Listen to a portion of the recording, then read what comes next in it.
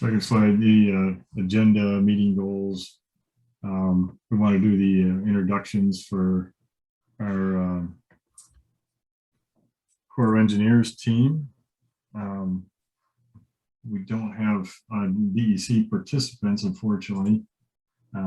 Our point of contact for this project is Tim Sharp with Alaska Department of Environmental Conservation.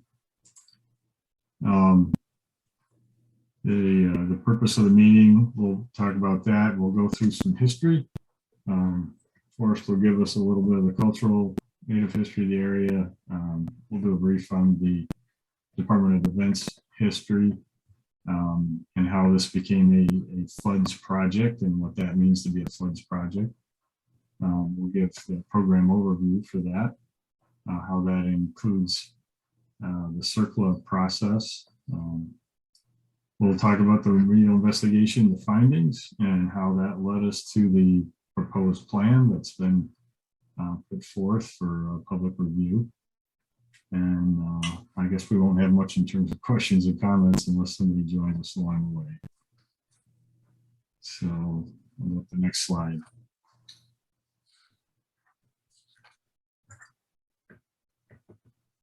All right, this is the U.S. Army Corps of Engineers team. Myself, Scott Thorsell, is a project manager. I will be retiring here shortly, and Grant Lindwood will be picking up the reins as project manager. Paul Dwarian is our project manager with AECOM. Kendall Campbell is our tribal liaison for the district. Rick Bernhardt is our toxicologist and risk assessor. Anton Abungsha is our technical lead, and Forrest Crandon provides great services as our archaeologist. Keeps us out of trouble. Next slide, please.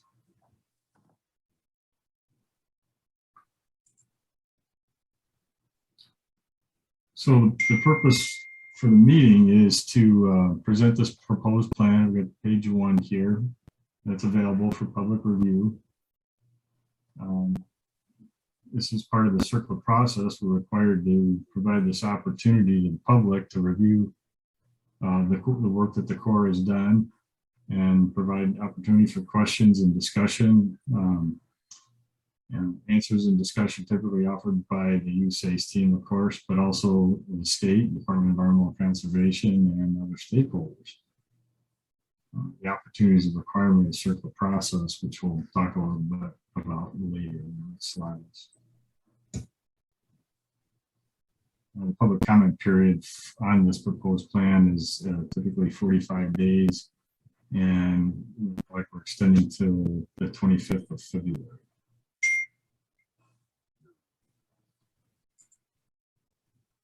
All right, next slide, please. Can I interrupt you for a second, Scott? Is everybody able to see the presentation? Because I can see it on my computer.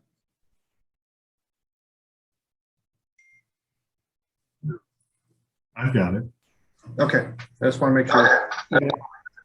I see it too. Okay. I couldn't see it. Archaeological reason. For whatever reason, it was behind the screen that had all of our names.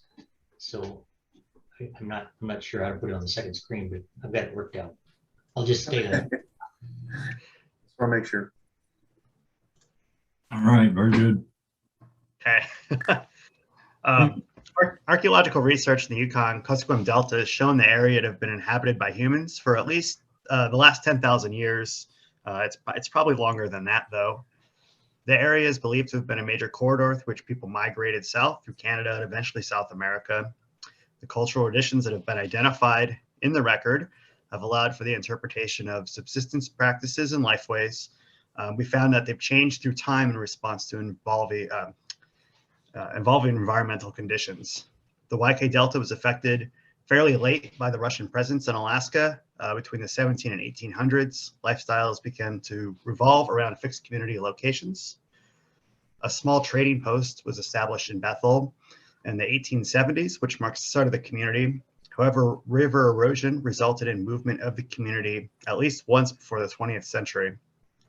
Development of modern aircraft changed drastically the way people travel, and in the 1920s, an airfield was constructed in Bethel. At the onset of World War II, construction of a second airfield occurred, and this was completed in 1942, and troops were in the area between 1942 and 1944, supporting the Lend-Lease program and the defense of Alaska. During the same period, the Eskimo Scouts, a territorial guard originating in Bethel, were charged with the defense of the coast from potential attack and used as an auxiliary force. The Cold War also resulted in additional military construction of White House communication stations and aircraft control and warning stations in the 1950s. Next slide, please.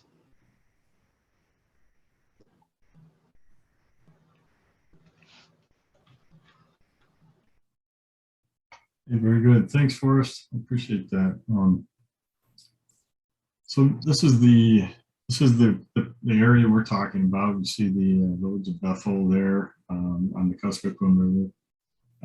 We've highlighted a couple areas. The Corps is doing work at a couple of different places near Bethel, and one of the projects, a different one from the one we're talking about today, is the BIA headquarters project.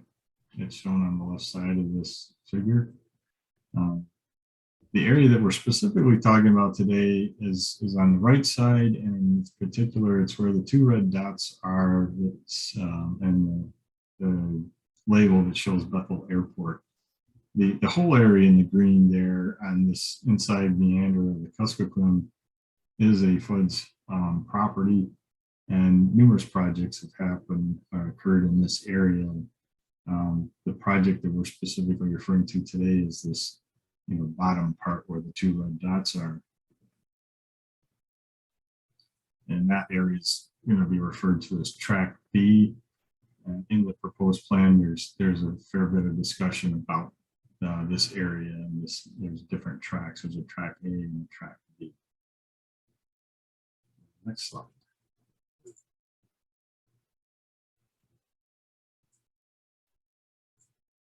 A couple of different views. This upper right view, you see a red outline with a yellow highlight there. That's specifically the Track B, and the rest of that area that was previously highlighted in green is Track A.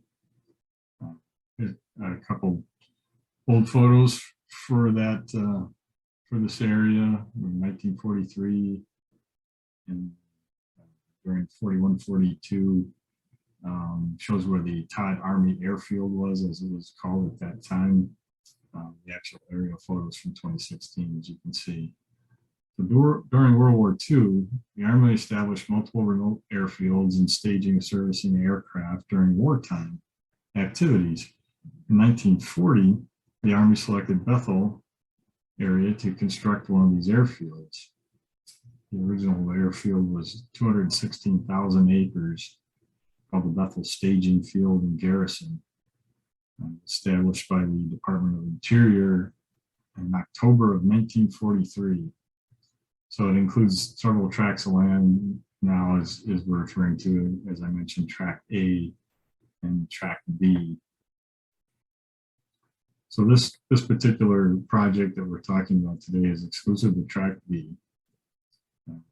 But we want to show the entire area, entirety of the area that was impacted at the time.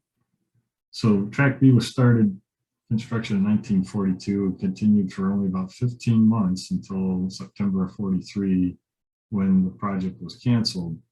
Many of the structures were not completed, and it was noted in part for the cancellation was due to a very high water table in the area that potentially flooded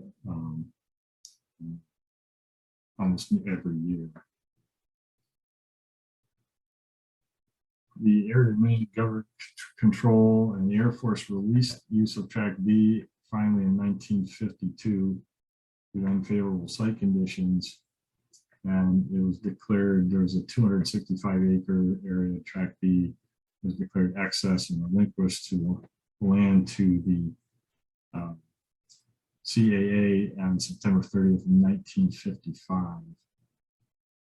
This land has subsequently been picked up as owned now by the Bethel Native Corporation.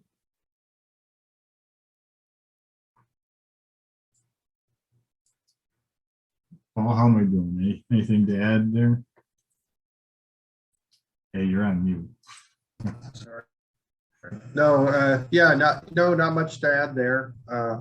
I mean, they had somewhat more elaborate plans for that tract at one time, but they never actually completed some of the buildings out there.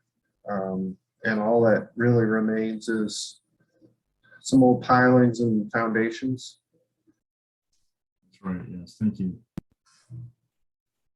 All right, next slide, Andrew, please. All right, so how does the Army Corps of Engineers come to have these projects, and what's our responsibility, and where does that come from?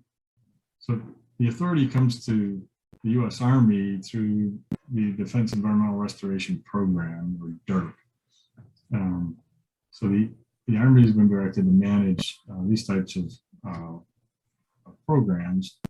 The FUDS program is formerly used defense sites, and the Army has specifically delegated the program, the FUDS program especially, to the Army Corps of Engineers.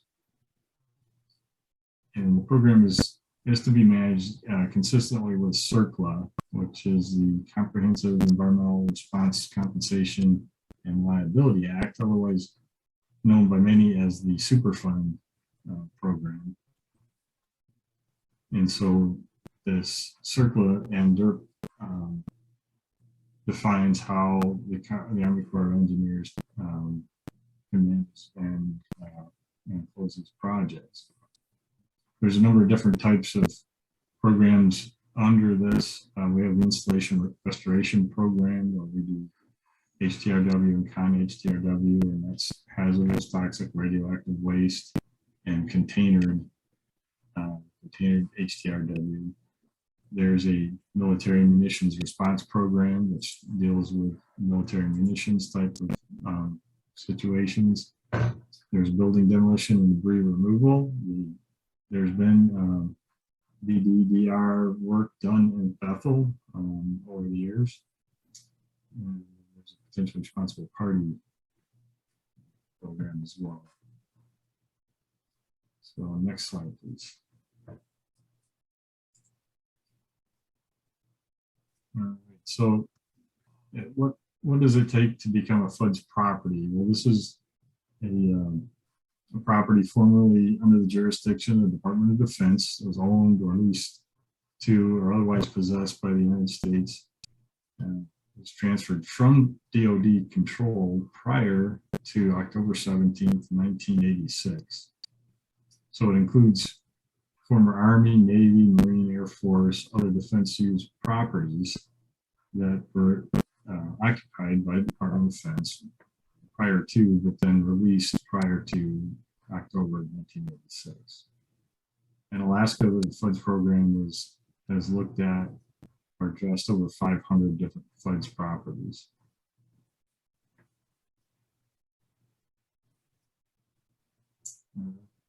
Next slide, please.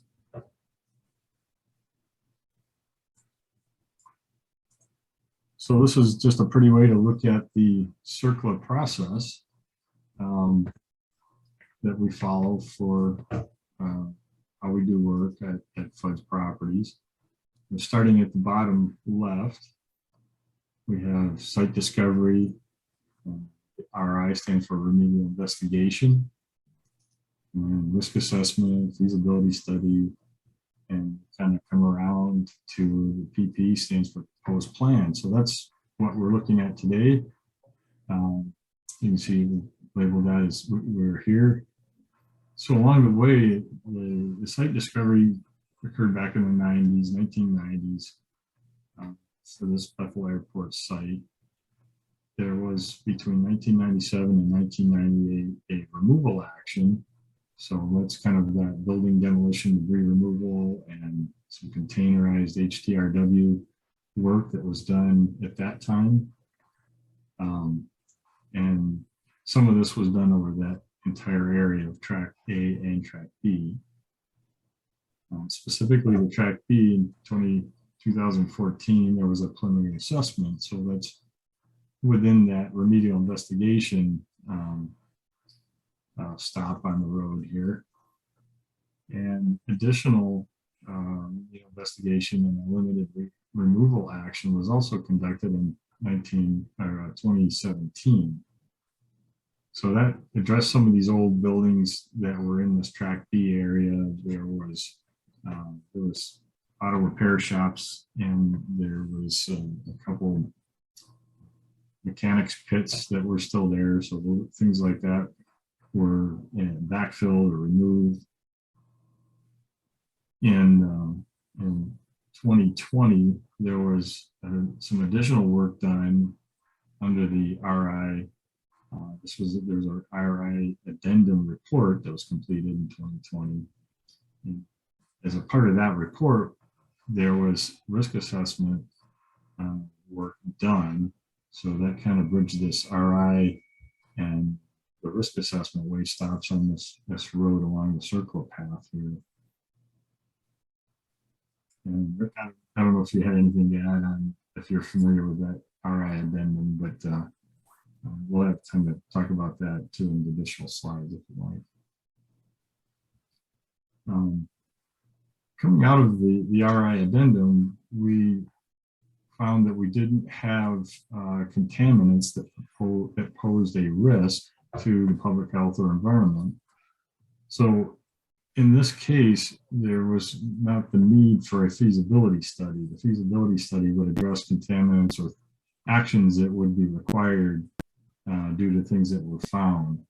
And since we didn't have actionable levels, we moved on to the proposed plan. So this proposed plan has addressed all the things that were found in the previous studies and proposes that no further action needs to be taken at the site. So that's where we're at today. So we can get into some of the work that was done, and Paul, I'll ask you to kind of help me along since you're very familiar with some of that work. Next slide, please.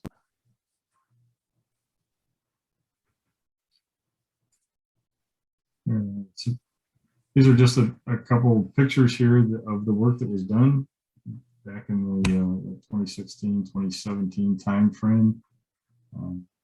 You see a type of drill rig there, more of a direct push type of tool that penetrates the soil to various depths, and has a we call a UVOS tool, ultraviolet light that is able to read petroleum-based contaminants primarily.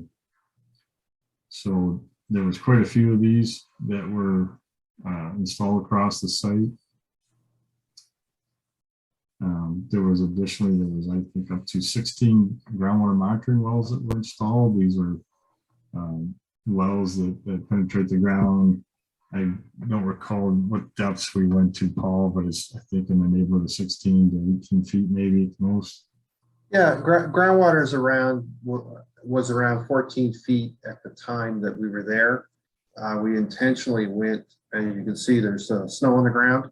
So we intentionally went in September when we thought there would be low groundwater, because at other times of the year, there's actually quite a lot of water on the ground. And so we really couldn't get the rig around unless the ground was frozen already.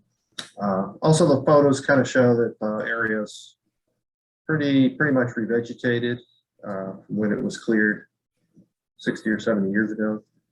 Last time anybody really used it. That's right, yeah. So it had to be a lot of work to get in there. All right, next slide, please.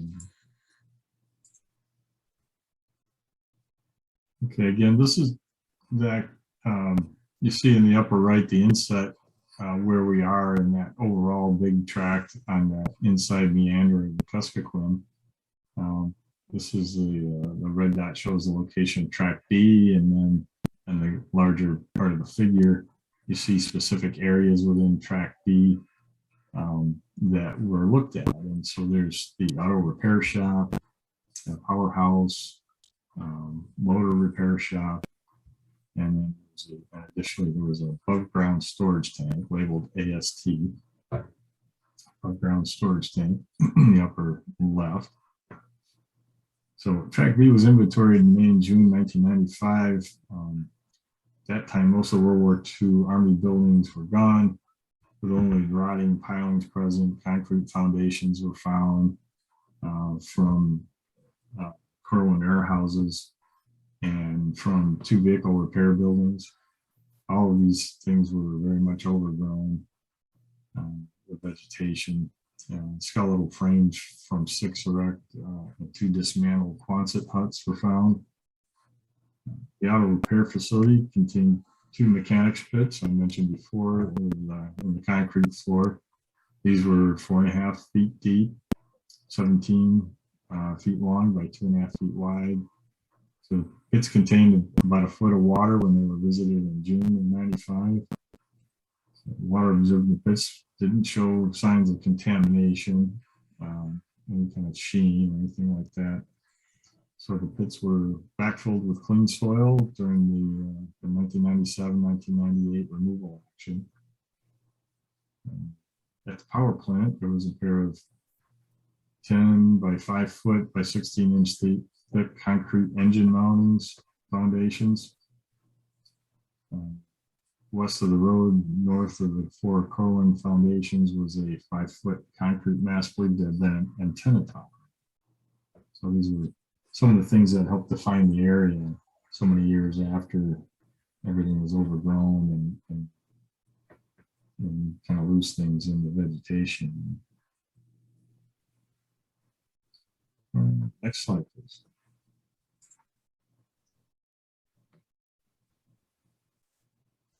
So this slide, it's a little fuzzy and very small, a lot of detail in there that's hard to see. But basically, we're showing that without having any other information to go on, we basically put a grid across these areas where these buildings were, where these structures were, and did our investigation with UVOS and soil sampling techniques and groundwater monitoring wells installed and sampled across this whole area.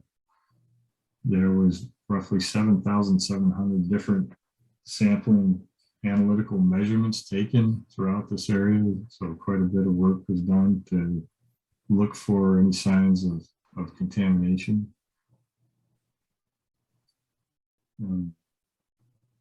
So each of these dots too also represents not just a surface soil sampling, but also a subsurface soil sample. And again, there's about 16 monitoring wells installed across the area.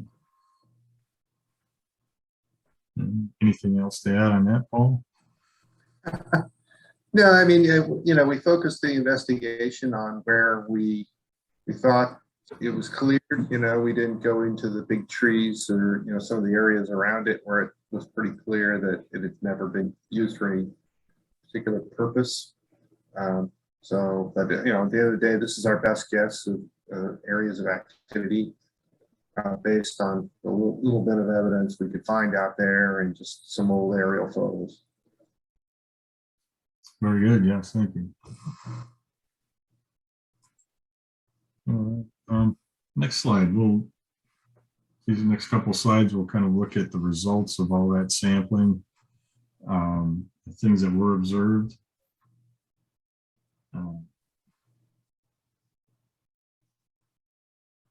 This circular results slide shows of the metals or PCBs that were sampled. There were 7 samples for the powerhouse with no detections. Metals and VOCs sampled in the auto repair shop area. Arsenic is found This is pretty common across Alaska sites that Alaska soils tend to have higher natural background concentrations of arsenic. So although we have samples exceeding the method 3 migration of groundwater limit, these are very much attributable to natural background conditions. In this case, we had 2 samples which exceeded for vinyl chloride and none for 1,2-dichloroethane.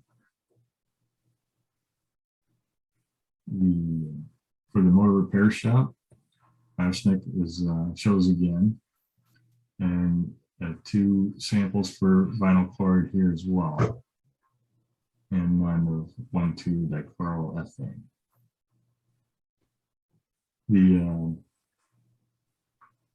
Let's see.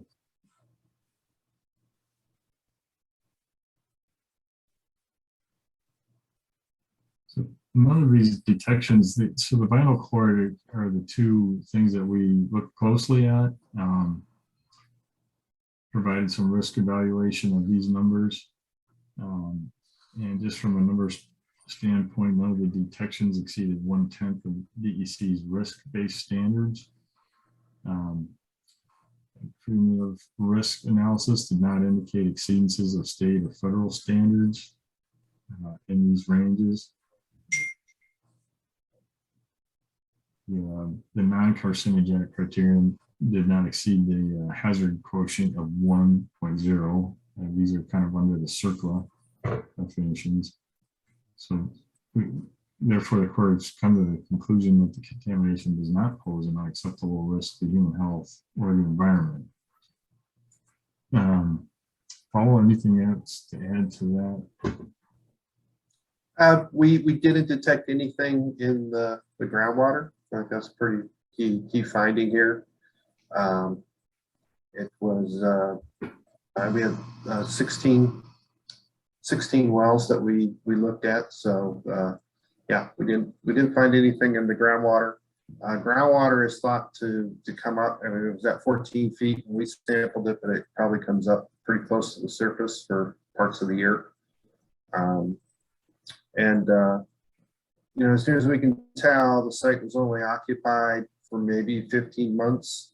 They had some pretty elaborate plans. They were going to build a whole base out there. This wasn't just these 4 buildings.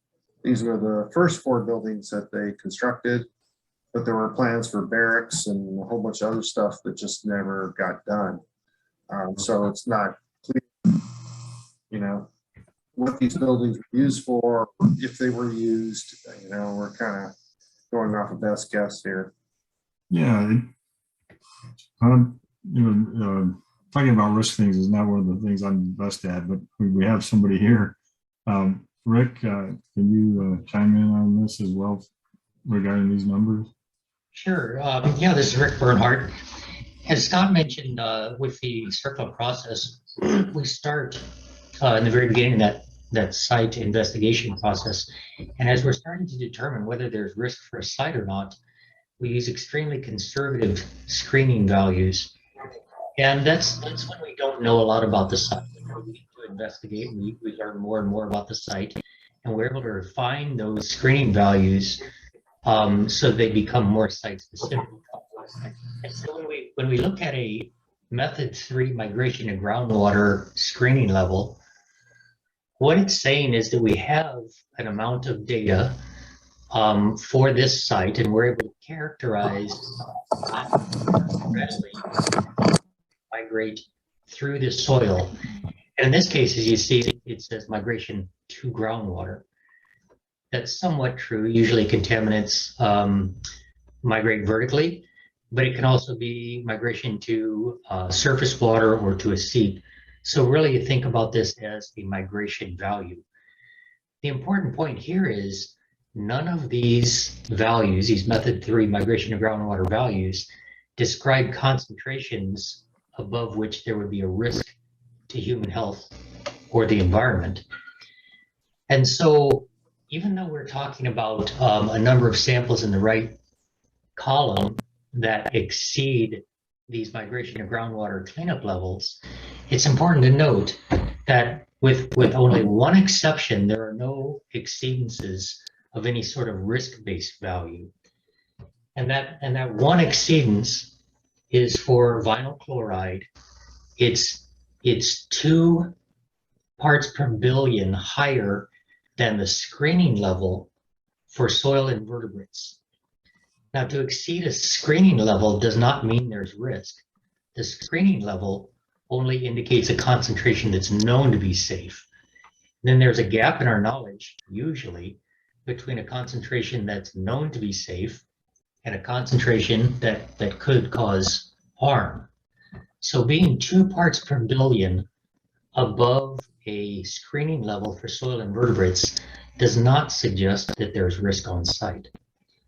The other thing I'd add, there's a number of exceedances for arsenic. We said that arsenic is related to background concentrations.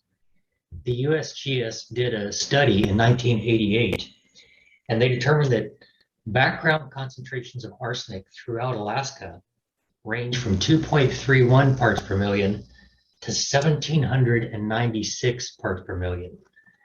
And you can see here that our highest detected concentration on site is only 35 parts per million. So that gives you confidence that even though we're exceeding a screening level for arsenic, it's far less than the nearly 1,800 parts per million that's detected throughout Alaska. So I just wanted to reinforce that we have exceeded some screening levels. That does not suggest there's risk. And as we did further analysis, we believe there is no risk to leave these contaminants in place. Thank you. Something like in a lot of cases in a boring, and we also sampled above and below, where we exceeded, and off laterally off to the side in other borings, and so these are very isolated hits of these contaminants of concern. We don't see them. They're not connected to any particular feature. They're not connected to what we're seeing in nearby soil borings or what we're seeing above it or below it.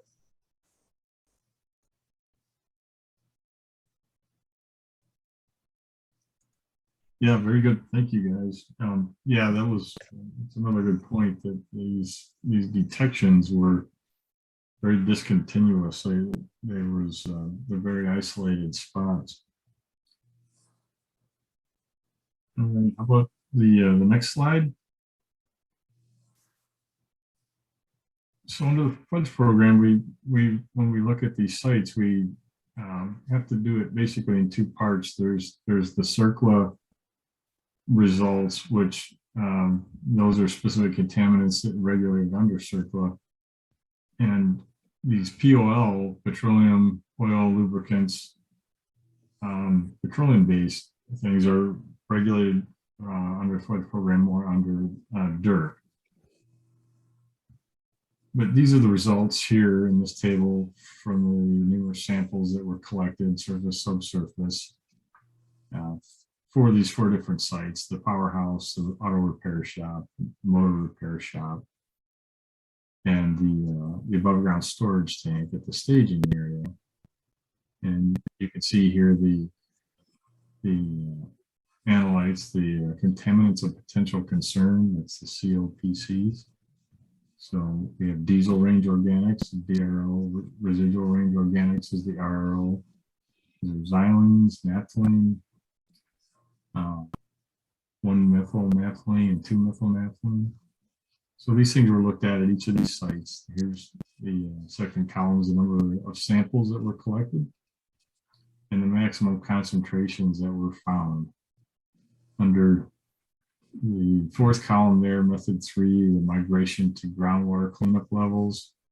These are some of the most restrictive, the lowest cleanup levels, standard to compare to. And we have no samples in these areas exceeding these cleanup levels. And there was no samples, groundwater samples collected in this area that had any exceedances relative to the groundwater levels. Paul, anything to add to that? No, I mean, the soils out there are very organic rich. So we did see, some of the DRO and RO detected out there, or, may or may not be completely anthropogenic or clean. Some of it may represent naturally occurring organics in the soil. Something to keep in mind. Yes, very good. Yeah, the conclusion that the Corps reaches then under this, and Rick, you can chime in on this as well, but basically the results show that the site does not pose an imminent and substantial endangerment to public health, welfare, or the environment. And that's how we've also come to the conclusion relative to the PLL results for also no further action or cleanup is required.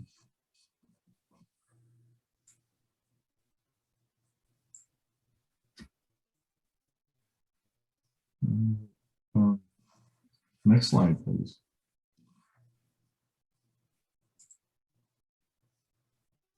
So, as we mentioned, looking at the results, the Corps has come to the conclusion that the trace contaminants that we discussed will be left in place.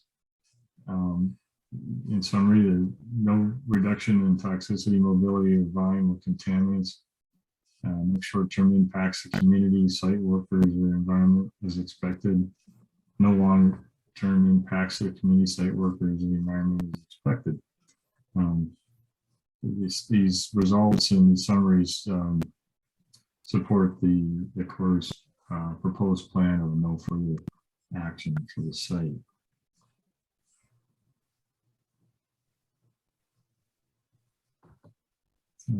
Well, if there's anything else, otherwise, the next slide, please.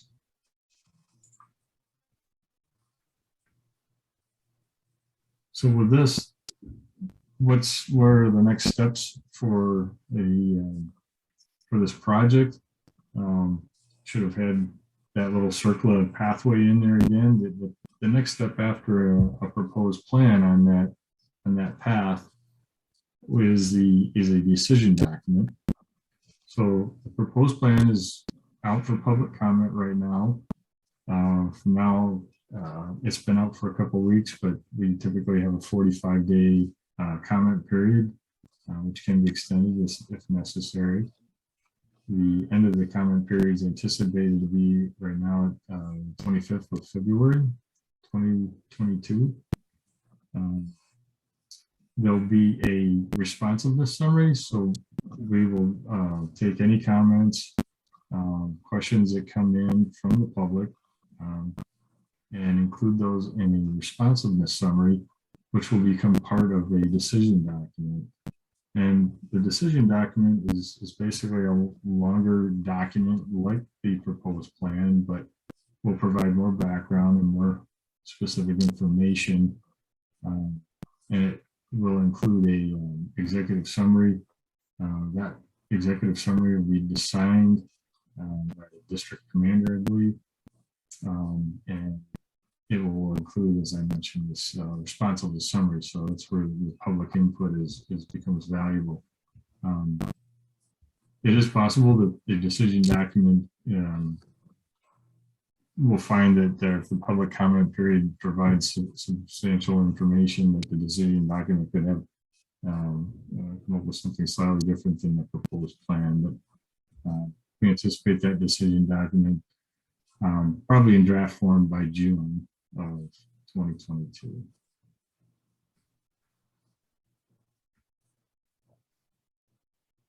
And it's Scott. What was that, Paul? You kind of cut out there. What does that mean?